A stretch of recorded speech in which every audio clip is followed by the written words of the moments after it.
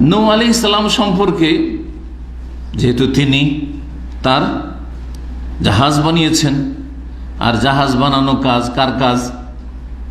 কার কাজ? কাঠমিস্ত্রির কাজ।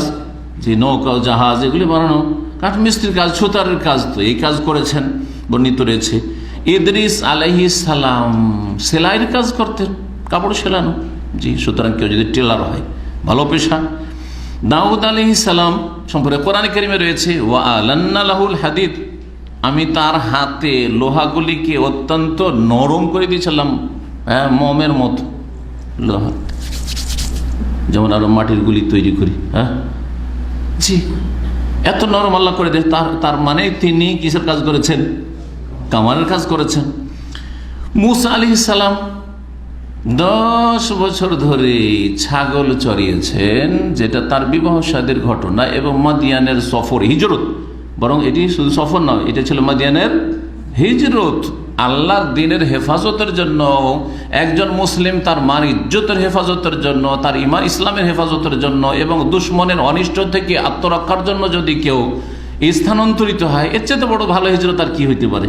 তো মূসা আলাইহিস সালাম যখন বুঝতে পারলেন যে ফেরাউনের হাতে ধরা খেলে একেবারে সাথে সাথে হত্যা করবে, খবর পেলেন ইন্নাল মালায়া ইয়াতামিরুনা বিকা লিয়াকতুলুক,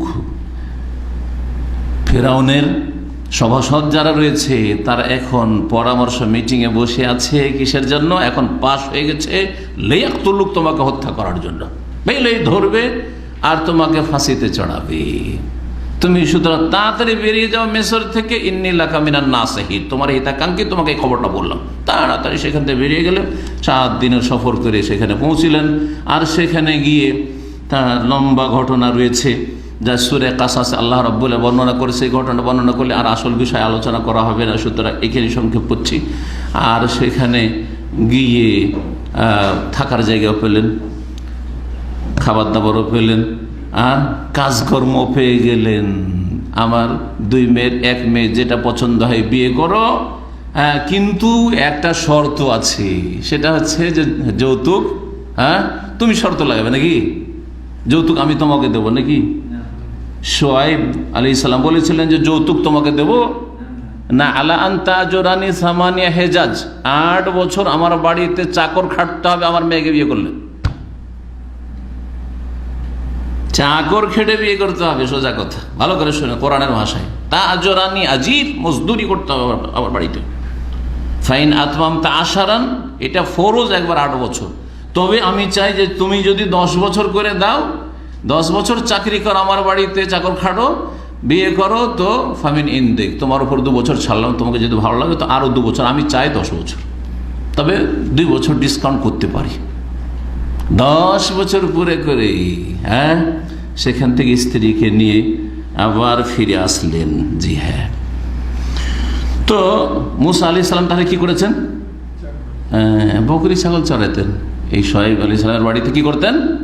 বকরি ছাগল চড়াইতেন। বকরি ছাগল চড়ানো প্রাচীন সুন্নত হচ্ছে মূসা আলাইহিস সালামের। সুতরাং আজকে আমাদের মধ্যে কোনো আলেম মাদ্রাসা পড়ে যদি বকরি চড়ায়, তো সেও মনে করবে যে আমার মতো নিকৃষ্ট মানুষ কেউ নেই। আর সমাজে তো মূর্খের মূর্খ মনে করবে যে কি ঘাস খেয়ে পড়েছিল নাকি যে বকরি চড়াচ্ছে মাদ্রাসা থেকে সে। কথা ঠিক না? মূসা আলাইহিস সালাম বকরি চড়িয়েছেন।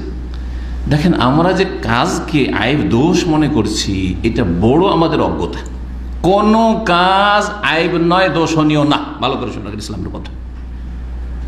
দোষণীয় হচ্ছে পাপ করা, অবৈধ উপার্জন করা, জি হ্যাঁ, চুরি করা, ডাকাতি করা, বেঈমানি করা, আত্মসাৎ করা, আর ধোঁকাবাজি করা, ভাঁওতাবাজি করা, সুদ খাওয়া, ঘুষ খাওয়া, কোটি কোটি টাকার মালিক হোক না কেন, যাদের অবৈধ রিজিক রয়েছে ওরা হচ্ছে অসৎ।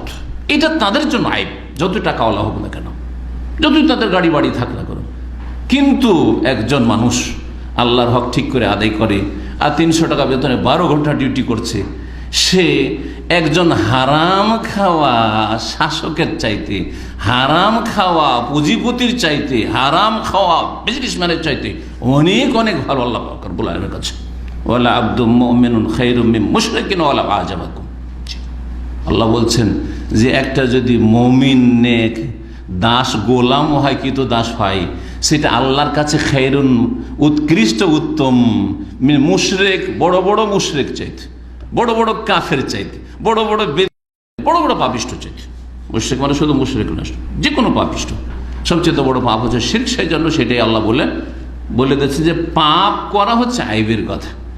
আপনার যদি পাপের জীবন হয়, যতই আপনার পেশা ম্যানেজার সাহেব, বস সাহেব, সুপারভাইজার আর ফোরম্যান আর এই আর সেই, কিছুই না, নিকৃষ্ট ব্যক্তি আপনি। ভালো করে শোনেন।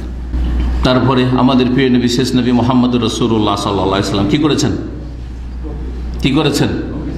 ছাগল চড়িয়েছেন। নবী করিম সাল্লাল্লাহু আলাইহি ওয়াসাল্লাম একবার সাহাবায়ে কেরামদেরকে বললেন যে কুনতু আর আল গানামা আলা কারারিতা লি আহলি মক্কা।